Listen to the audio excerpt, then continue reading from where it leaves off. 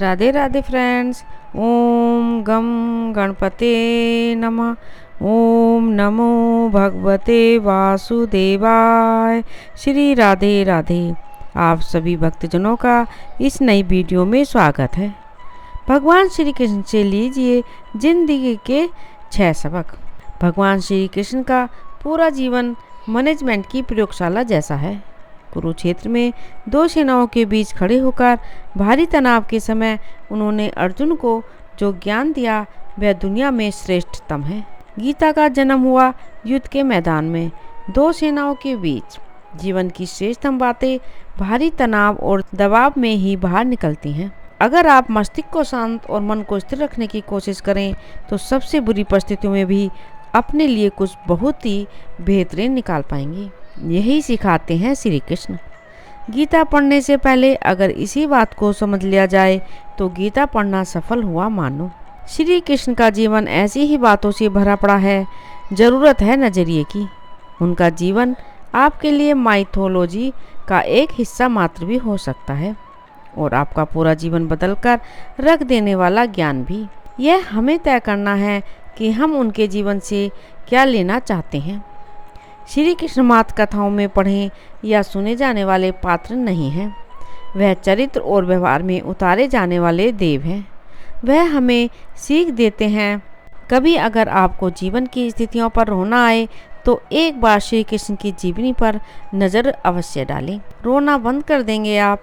श्री कृष्ण ने एक जेल में जन्म लिया था और जन्म लेने के तुरंत बाद ही उन्हें रात में ही उफनती यमुना पार कर गोकुल ले जाया गया। तीसरे दिन ही राक्षनी पूतना उन्हें मारने आ पहुंची और यहाँ से जो संघर्ष का सिलसिला शुरू हुआ वह देह त्यागने तक बना रहा। भगवान श्री कृष्ण का जीवन कहता है, आप कोई भी हों, संसार में आए हैं तो जब तक जीवन है आपको संघर्ष करना ही होगा। वे चाहे श्री कृष्ण हो या पुरुषोत्तम श्री राम, मानव अवतार लेकर परमात्मा भी सांसारिक चुनौतियों से बच नहीं पाए हैं। लेकिन श्री कृष्ण ने कभी किसी बात की शिकायत नहीं की है। हर परिस्थिति को जिया और जीता। श्री कृष्ण कहते हैं, परिस्थितियों से भागो मत, उसके सामने डटकर खड़े रहो जाओ, क्योंकि कर्म करना ही मानव जीवन का पहला कर्तव्य है। हम कर्मों से ही मुश्किलों को जीत सकते हैं। शिक्षा वही जो अज्ञान घटाए, कौशल बढ़ाए। श्री कृष्ण अपनी शिक्षा मध्य प्रदेश के उज्जैन में सांदीपनी ऋषि के आश्रम में रहकर पूरी की थी। कहा जाता है कि 64 दिन में उन्होंने 64 कलाओं का ज्ञान हासिल कर लिया था। वैदिक ज्ञान के अलावा उन्होंने कलाएं सीखी। शिक्षा ऐसी हुई होनी चाहिए जो हमारे व्यक्तित्व का रचनात्मक विकास करे। संगीत, नृत्य, युद्ध सहित 64 कलाएं कृष्ण के व्यक्तित्व का हिस्सा बनी। अगर आप विद्यार्थी हैं तो खुद को सिर्फ किताबी ज्ञान तक सीमित ना रखें, अपने कौशल पर ध्यान दें। हर फल मौला बने। अगर आपके बच्चे स्कूल में पढ़ते हैं तो उन्हें अपने व्यक्तित्व का कौशल समृद्ध करने को प्रोत्साहित करें। उनमें कोरा ज्ञान ना भरें। उनकी पढ़ाई ऐसी हो कि उनकी रचनात्मकता को नए रास्ते मिले, नई खोज मिले। गीता तीसरी सीख ये देती है कि प्रेम बचा रहेगा, शेष रिश्तों में करें निवेश।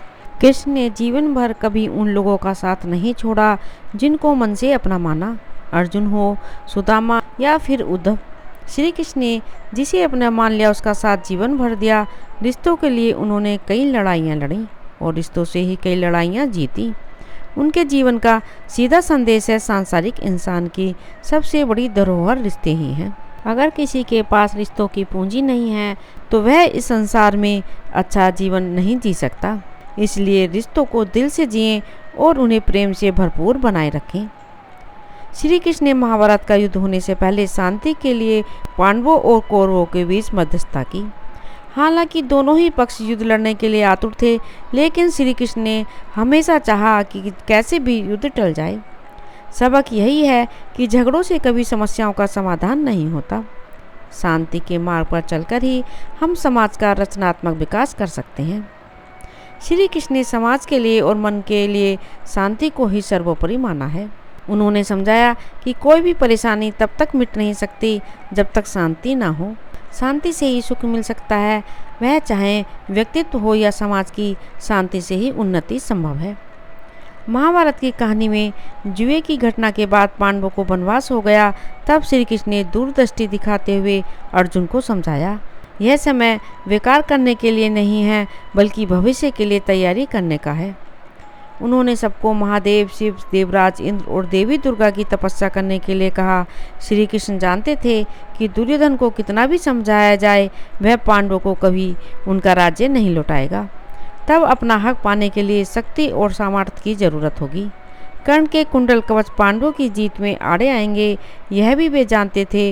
उन्होंने हर चीज़ पर बहुत दूरगामी सोच रखी, कोई भी फैसला तात्कालिक आवेश में नहीं लिया। हर चीज़ के लिए आने वाली पीढ़ियों तक का सोचा। यही सोच राष्ट्र और समाज का निर्माण करती है।